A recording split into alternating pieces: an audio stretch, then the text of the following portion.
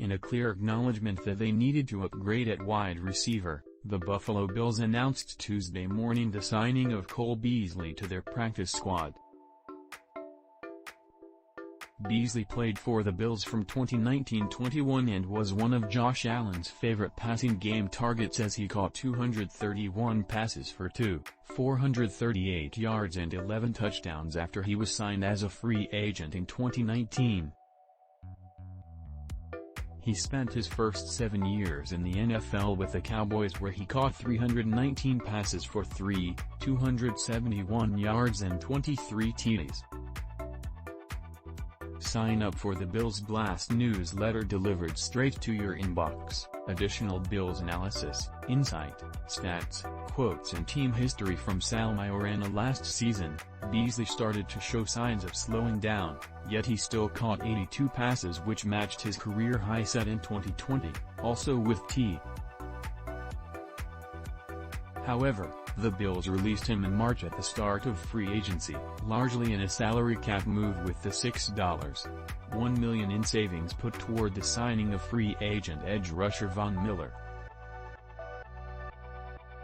Beasley had requested permission to seek a trade shortly before he was released and the Bills granted it. But it was always going to be tough to make happen. With his contract, and the fact that the teams probably knew the Bills would be cutting Beasley anyway, no one was willing to give up an asset.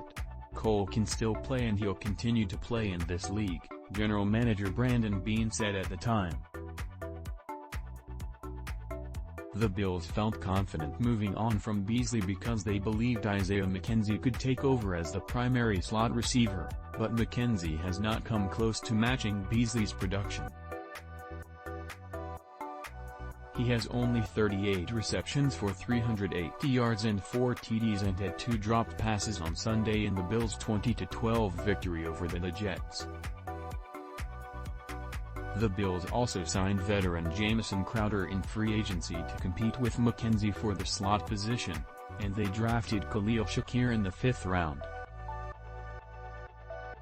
McKenzie and Crowder were essentially sharing time until Crowder suffered a serious ankle injury in the Week 4 victory at Baltimore and has been on injured reserve ever since.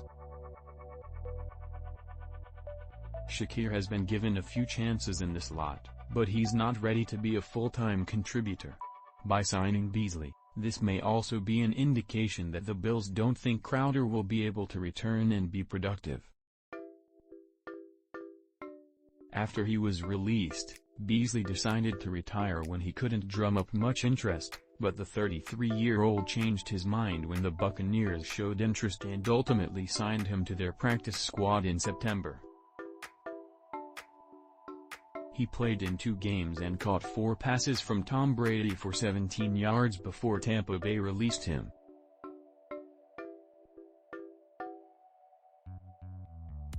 The Bills also dipped into their past 2 weeks ago when they signed wide receiver John Brown to their practice squad, a player they had released after the 2020 season. Brown has been elevated to the game-day roster in each of the last 2 games but has not caught a pass. Brown can be elevated just once more before they would have to sign him to the 53-man roster.